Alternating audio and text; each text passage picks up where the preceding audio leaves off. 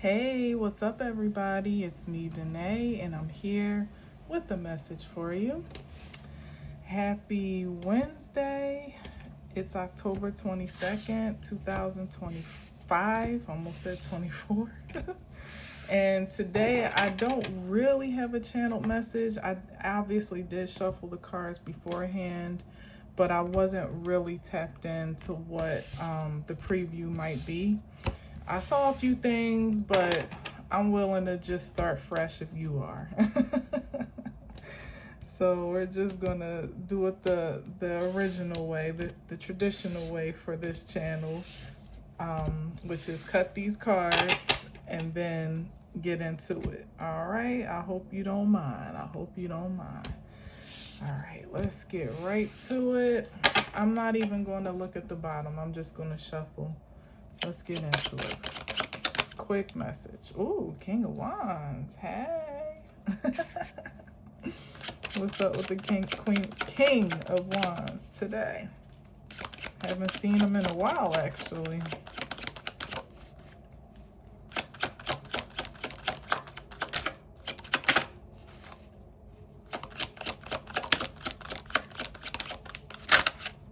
Oh no, not the Three of Swords. It is behind him, so hopefully this is a past heartbreak. What's between this King of Wands and this Three of Swords?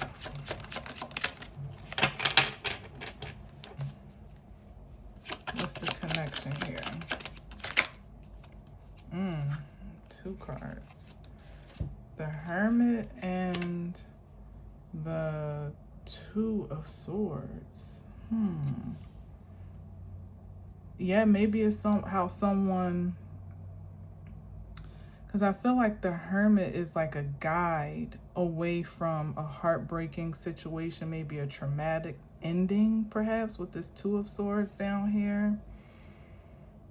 It was a rough time or a rough patch, but someone followed their inner guidance and their supreme guidance, maybe even ancestral guidance, to see their way out of that difficult cycle. That's what I'm saying. So like I said, it's like this is an experience that's behind them, and I would venture to say it's something that has made someone better, because the King of Wands is definitely a highly creative and powerful force, all on his own.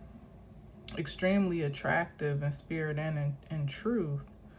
So to have come out of a Three of Swords altogether, that's a Five of Swords energy. What's Five of Swords? Oh, there could have been some jealousy, maybe a little betrayal there, and some past connections. I'm seeing it relationally, but it doesn't have to be. It could have been a series of misfortunes or betrayals that someone incurred, that for all intents and purposes should have made them very closed off, made them very obstinate to love, which of course would stunt someone's growth and would stunt their creativity. So yeah, so there could have been a great deal of attacks that someone incurred, or just could at least growing pains, like maybe karmic connections or karmic situations that were actually that at their best could contribute to someone learning, growing, becoming wiser, maybe mastering their own creative energy, becoming more confident, more self-sufficient and secure, less impulsive, more selective with their energy and who they share it with, how they invest it. So it could, but the best case scenario is that the trials and tribulations that somebody went through were a processing for maturity and for advancement, but at the same time, not for the faint of heart, because if someone didn't have the potential of, say, a King of Wands, like, say, for instance, just to put it lightly, a lesser man may have crumbled under these circumstances, or may have definitely like suffered a great deal in character and in creativity on account of their heartbreaking experiences or just unfortunate occurrences. But in this case, somebody allowed themselves to be probably alchemized it. That makes the most sense, especially with the King of Wands here and the Hermit. They alchemized their trials and tribulations for force fuel, perhaps learned from it, Hermit card, and grew from it. You know, made it its bitch, or its stepping stone at least to something more progressive. Okay, so that's great. All right, so what about it? What about it? All right.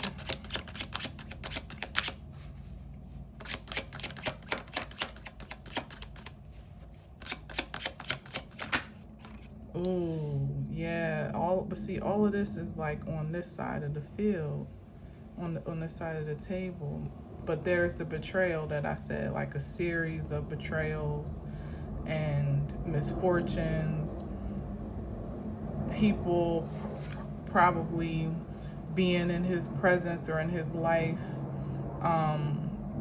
playing one role or wearing a certain mask, but really having it in mind to kind of backstab him or take advantage, use, abuse, you know, assault. Lord Jesus, assault. It could have been a number of things. Like I said, this was meant to, a lesser man would have fallen victim, but a greater man has become a victor, has overcome a great deal of what was supposed to honestly take them down and take them out. All right. Oh, wow. Look what's on the other side of that. The Ten of Cups.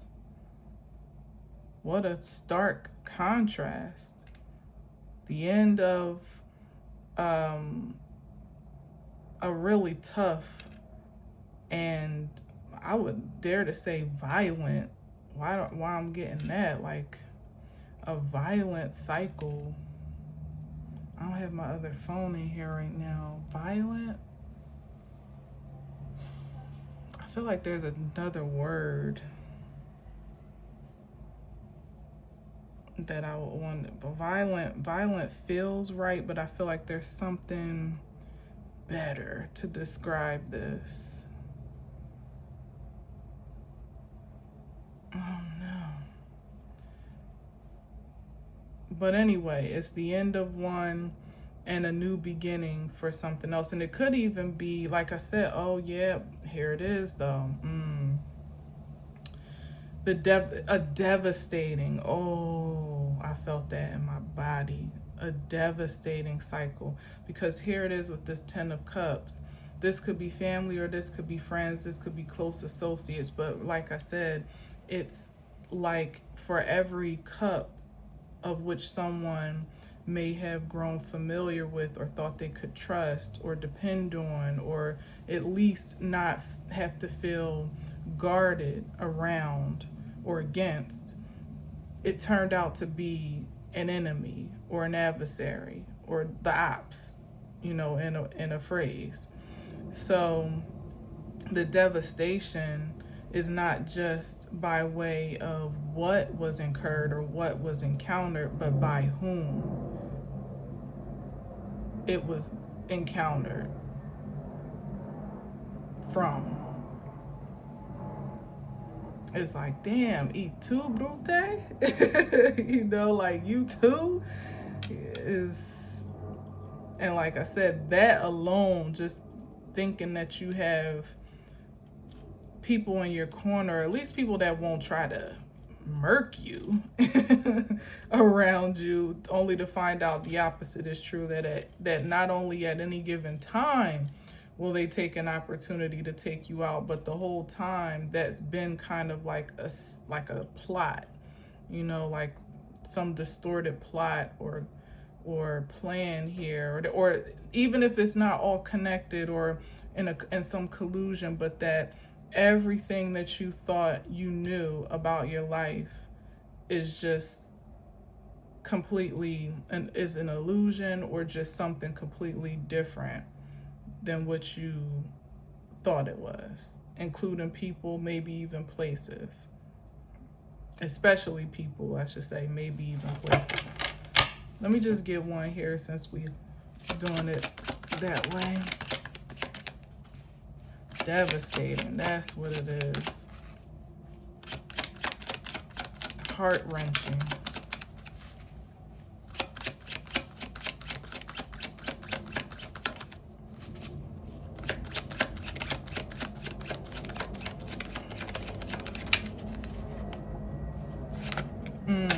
And what I said, that quote is from, I think from Julius Caesar, isn't it? From Shakespeare, where I think that was at the moment when Caesar was being pretty much shanked to death in Parliament, and when he noticed that his friend, his homie Brutus, I think his name Brute, or whatever his name is in the correct language,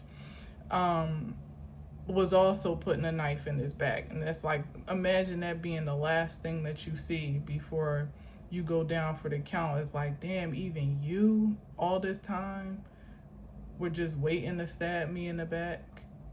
It's like you may even have expected it from some other people, maybe not to that extent, but it might not be so surprising at the hands of some. But then you, of all people, man. So on a broader scale, this might be some revelations or some exposés perhaps about different associations, past or present, in people's lives that are finally being revealed for all that they are, like things that have been kind of like hidden, obscure, mysterious, a question mark, and maybe a surprise altogether in some ways. Like whatever it is, whatever it has been, it's still the season of justice. And it's also, like I said before, about to be Scorpio season, where a lot of shadows there's going to be some light shed on a lot of shadows, and it might be disturbing to see in the dark corners of your life and see who's who and what's what, and for there to be a revelation of things that have been going on that you could have never imagined would be the case, by people that you would have never imagined would be the perpetrators, So that's a broader sense of it, but it could be devastating to learn, But I'm sure, first of all, knowledge is power. So sometimes, like, breaking that illusion of the reality we've been conditioned by is daunting, daunting, not jaunt. I would think I was trying to say jolting, but daunting. It's for the highest good. Like, even here, it just builds your character, your strength, your confidence and security within yourself, helps you to be less dependent or codependent. It just really reroutes you more inward, Hermit card, so that now sometimes the polarity of that is you can be so isolated on account of the betrayal that you don't want to be around anybody, because you don't know where anything's coming from, who's who anymore. I don't even know you anymore type of energy. But usually you can find your balance, again, with help of inner guidance and spiritual guidance, ancestors, way showers, guides, angels, God, you know, whatever forces that you subscribe to are what can help you to kind of straddle that crevasse, so to speak, so that you don't fall into the depths of isolation or even apathy in some ways, like, or rage or anger or unforgiveness and all the things that would want to drag you under if you let it. You know, that's what it's designed to do. You know, that's what it's designed to do ultimately. But I think the King of Wands here is a symbol of hope and of resilience, so that it's known that if you can go through the worst of things, then you can absolutely come out better for it, you know, in the best case scenario, no matter what the devastation may appear to be in the moment, at the time. It doesn't have to be fatal, you know, to your character, to your spirit, or to, you know, your physical being. Because like I said, somebody was supposed to be out of here. They were not supposed to get up renewed, revived, certainly not advanced than what they were before. But that's what it's looking like here. That what didn't kill somebody actually made them stronger. Yeah. Oh, I was supposed to I was supposed to find a card in the middle of that, but that's okay. 2 of Wands. Some type of planning, action to be taken for what? Maybe, okay, I like the sound of that. And this speaks to the idea that someone didn't let their experiences shut them off, you know, make them hopeless or faithless to move forward. It's like somebody still got drive to keep going, you know, maybe even to find a new tribe, to find a place where they really do fit in, or to keep an open mind and open heart to connections that are viable, that are productive and positive. Like this, to me, the 2 of Wands in this case feels very open posture, like open body posture, where there's an acceptance. Well, there's a posture of reception for whatever comes next. You know, it's like, all right, got that lesson, or those lessons, took it on the chin. I'm going to apply it now to whatever I do next, or however I continue on. And I like that it's looking toward the 10 of Cups, because again, it signifies that there's no hope lost here, which there would be every right for it to be so.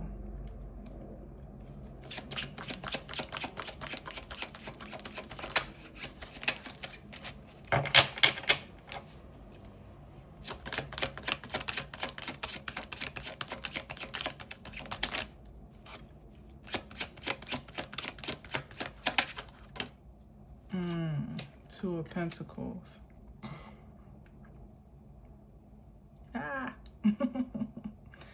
Two of Pentacles.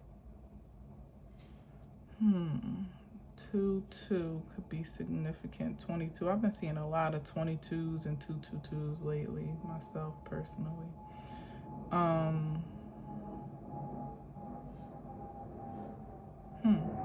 Let me see what's going on here between the 2 of Wands and the 2 of Pentacles. Like, there's definitely a decision to be made, a decision being made, but what's interesting to me is that the 2 of Pentacles is coming after the 2 of Wands, after the direction's already been established. Maybe this was the deliberation process where somebody was still, or it could be, yeah, it could be that part of the process where you're still trying to like decide where you stand, you know, or decide, like almost sifting through your reality, you know, like perhaps what's being revealed or what's being shown to you, what information you might have new access to, perhaps.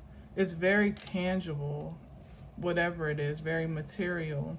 So it could be like somebody deciding what to do, or again, how to process this newfound enlightenment or information that they have about their reality, as I hear the sirens now. So it's kind of jumping the back and forth. This reading was a little bit like, yeah, it's like maybe a step back to go forward, perhaps, or taking a step forward and realizing there needs to be some time to kind of process. Maybe that is the thing, for depending on where you are. Maybe that's the case, because some might be at the point where there's just a revelation being made about certain illusions or distortions in their life, imbalances perhaps, that there needs to be some time allotted to process without being too hard on yourself, with grace for all parties involved, because that's what more or less keeps the spirit pure for your sake.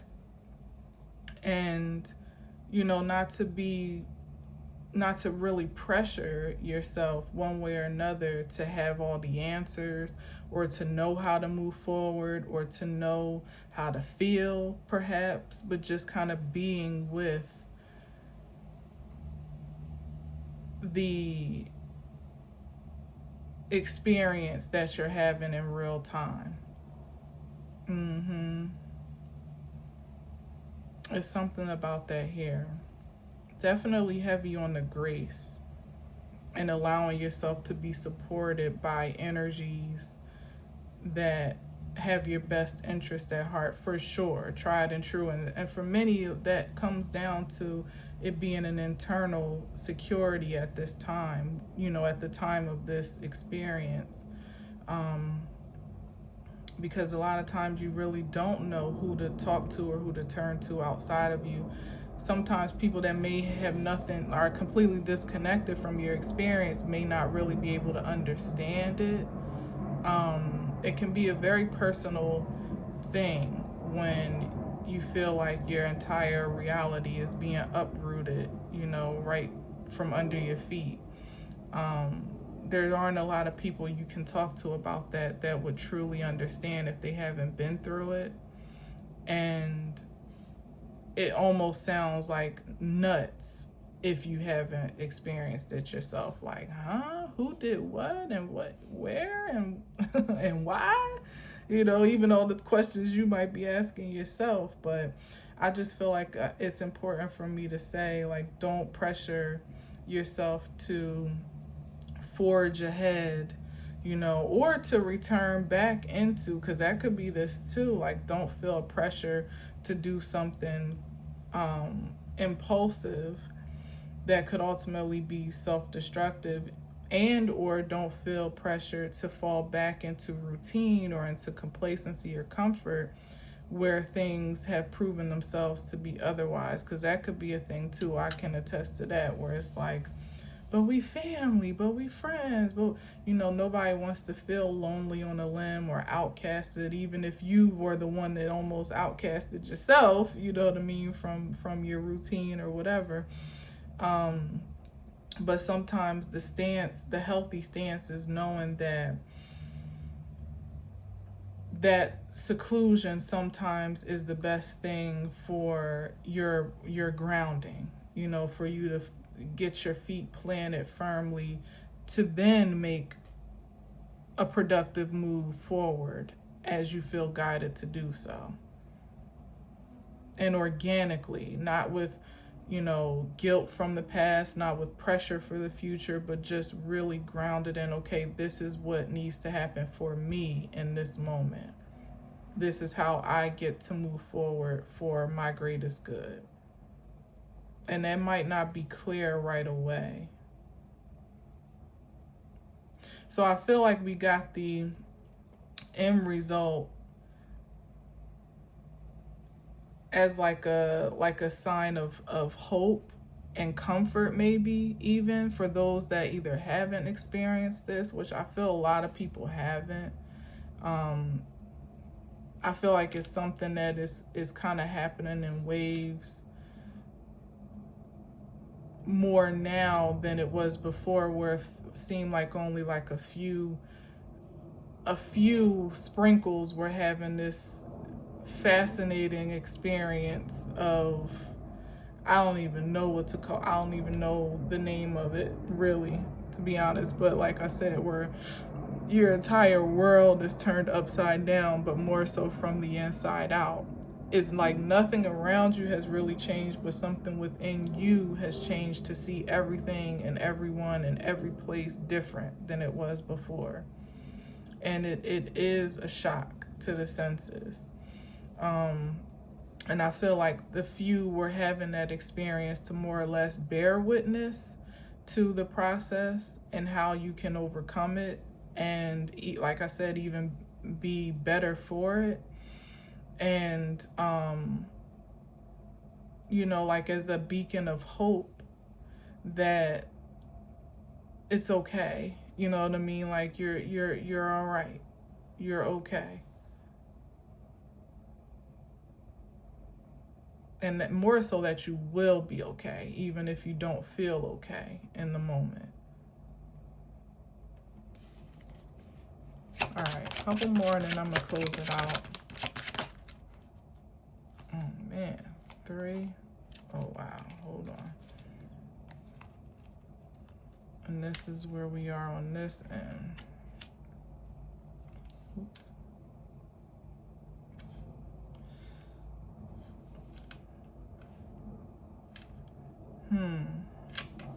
Yeah, I feel like this Emperor card and something being laid to rest, like this could be a surrender to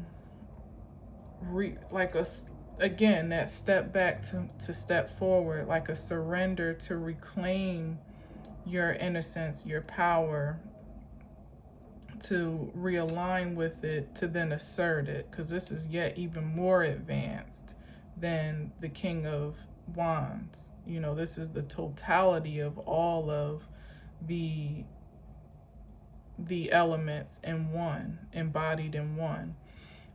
Sometimes the Emperor, it just depends, especially if we're talking about it in a certain frequency, can be a bit of a controlling force or an intrusive force to me,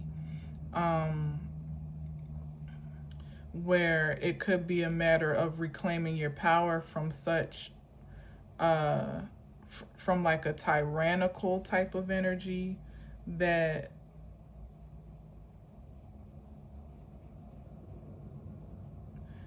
even literally an energy that would seek to, again, to make you feel what's the word, like to make you feel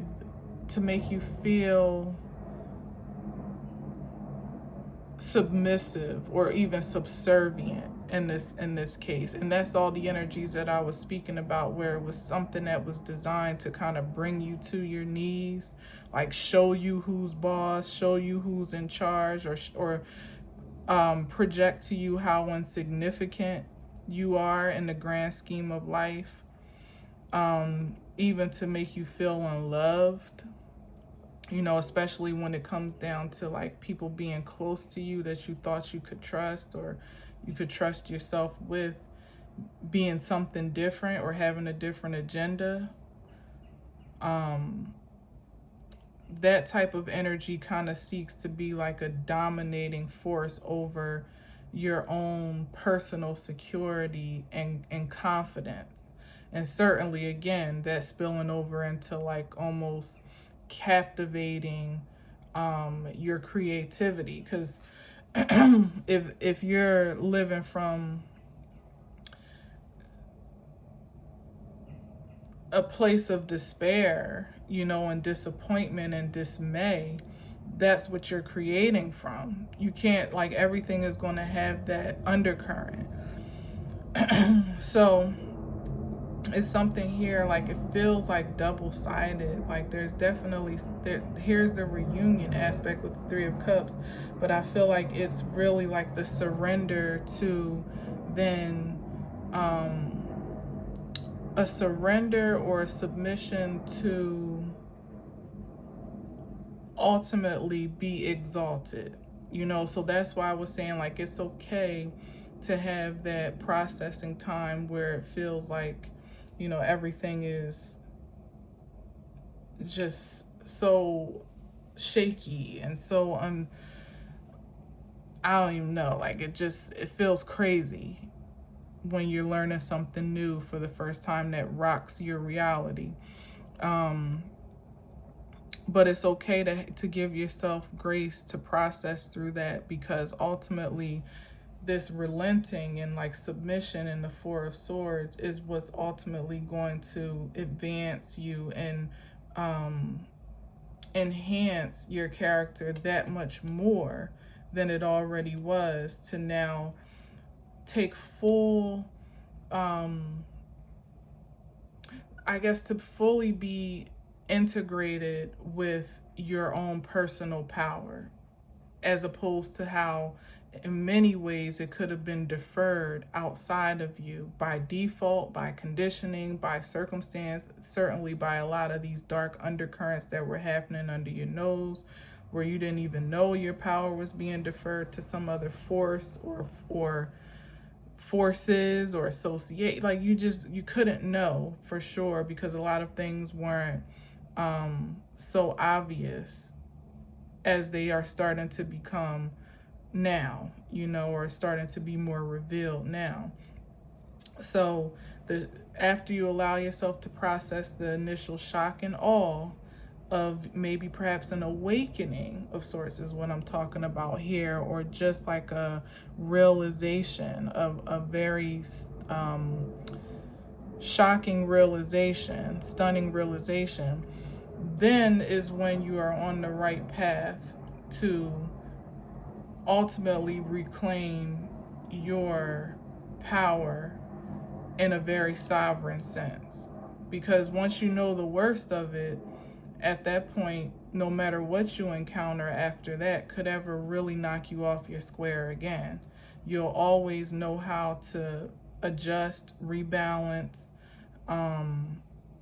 regroup, and move forward. You know, it'll never, here it is. Like, that's why the King of Wands is before everything that came out today, because it's like once you have been through the worst or seen the worst of life as you've known it, you know, not to say there couldn't be more trials to face as time goes on, but that's exactly the point. It's like character building, so that there's really nothing that could knock you off your feet in life anymore, you know. Once you've been shocked in a certain type of way and enlightened in a certain type of way, it's like nothing can really surprise you, you know. Nothing can surprise you, and nothing can ever render you powerless again, because at this point of processing, what you will have reclaimed is your authority and the power to make choices for your good. Again, without the distortion of guilt, shame, obligation, people pleasing, fear of being understood, believed, accepted, no care of how you look. Like this is a sovereign energy, and all of those other things were ultimately have been tyrants in our lives before we pretty much dethrone them from taking precedence, you know, and take that seat ourselves. And then that is truly the cause for celebration, because again, it's a reuniting you with your original being, you know, with your righteous self, which is the one that has the power of will to make choices for their own good, whatever the consequences or the results may be. It's taking your power back to assume that responsibility and again, that righteous right, you know, unapologetically. And it's also, you know, a celebration of a new day, you know, because once that, every time it's like an angel getting his wings, you know, every time there's an awakening in this world, in this dimension, it's bringing the collective that much closer to spiritual sovereignty overall. And that diffuses the middleman forces that, again, are looking to manipulate power or monopolize others' powers for their own benefit. It eliminates the middleman, and then allows for there to be a direct connection between creation or humanity and divinity. Yeah, purely. So the co-creative process can be more organic again.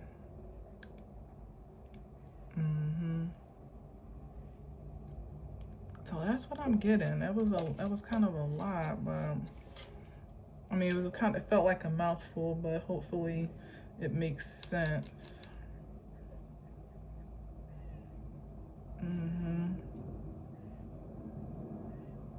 I guess it really just comes down to like really preparing some and affirming others on that path to reclaiming your power, because there are some points of it that aren't so pretty, you know, but once you get through that, it's actually quite magnificent to just feel safe and secure and affirmed in your own skin without any outside validation or dependence, or, you know, and anything that could affirm that from the outside in is great. It's not rejected, but it's not a necessity. You know, there's nothing more liberating than that feeling. When you don't care what nobody says, when you know that between yourself and your supreme, or your source, or your divine, or the universe, or however you however you co-create in this life, that's all that matters. You know, like anything else, that's like the chain of command, you know, in terms of how you create in this life. It eliminates a lot of noise, a lot of confusion. It does, because a lot of times the people and places and things that you would look to make sense of life and you know, help you along your way, are too busy trying to find their own. You know what I mean? Or needing to. So it's not to say that we can't help each other and that we don't, but when you defer to validation outside of yourself, direction, security, it can get kind of messy. And a lot of times it can cause for some really extreme delays from what you would have been on track to achieve or to experience if you just trusted yourself to do so.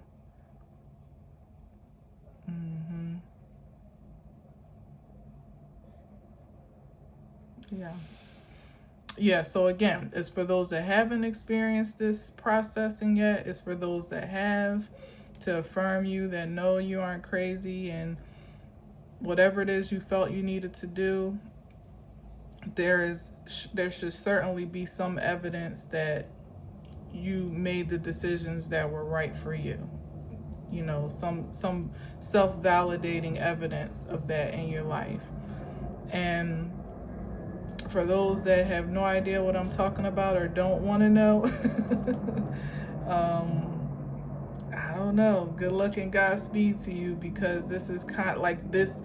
I've said, like, this is the righteous path.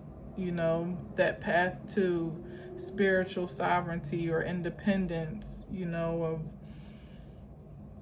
spiritual security. And like I said, it's not always pretty, but it's definitely rewarding. So anything that is not this in some way, shape, or form, none of it looks the same for anybody. But if that's not the goal or the intention, or, or the focal point, it will be very easy to kind of get swept back into, the current of, I don't know, collective calamity is what I'm hearing. And that's the energy in which you begin to defer your personal power to other people, places, and things, because it's just because there's no intention to do the opposite or to do so otherwise. It becomes easy for the pickings at that point.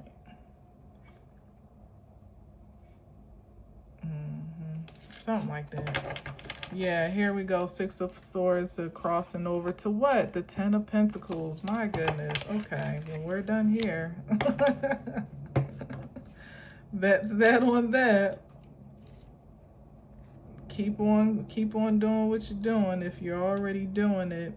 And for those that may just be starting out on the journey, don't be afraid of the troubled waters.